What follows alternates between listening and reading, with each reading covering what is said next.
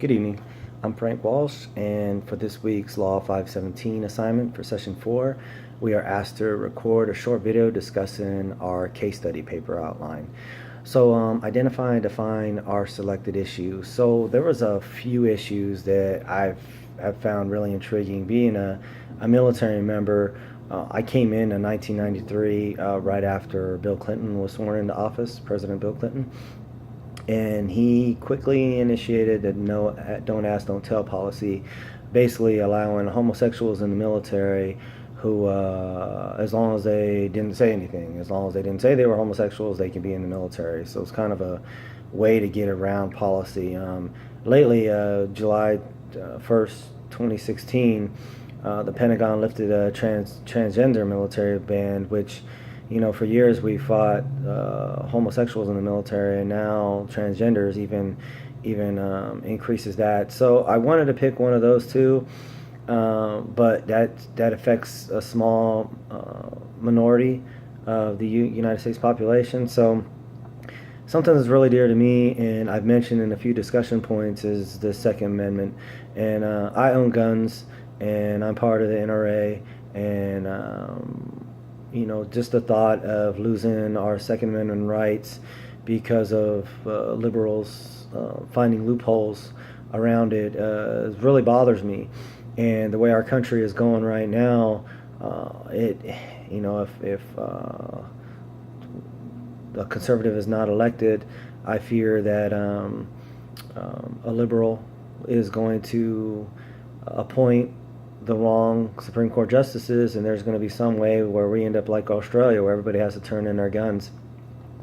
So that I selected the issues with the Second Amendment right, the liberalist people wanting more gun control as what I'm going to write my case study on. Discuss why you selected this issue. Again, like I said, the Second Amendment states a well-regulated militia being necessary to the security of a free state, the right of the people to keep and bear arms shall not be infringed. So a liberal way of looking at this can say, interprets this means each state has a right to maintain a well-regulated militia. The Second Amendment mentions nothing in regards to an individual's rights to bear arms. Where a constitutional view or originalist view, under divine law, the Second Amendment, individuals who state that part of the Second Amendment and not at the right of the people to keep and bear arms, we have the right to protect ourselves, we have adequate gun control. So in the Second Amendment it says the right of the people to keep and bear arms shall not be infringed. It doesn't say anything about state or this person or during time of war or what like the liberals are trying to say. So I'm going to push that point of view. I'll explain both point of views, but concentrate on the original's point of view. Why is it relevant to the constitutional law?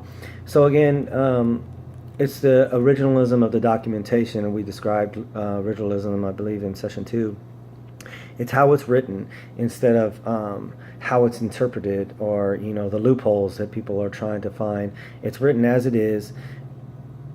The right of the people to keep and bear arms shall not be infringed.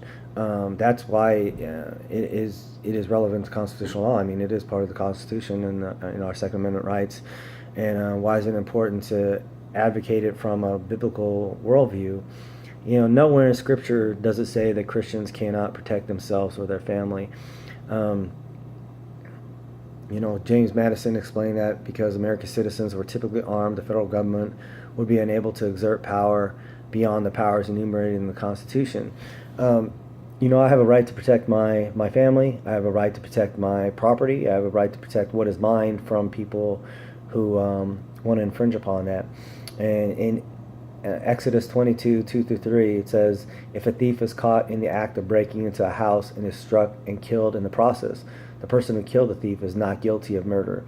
And Luke 11:21 says, when a strong man fully armed guards his own house, his possessions are undisturbed.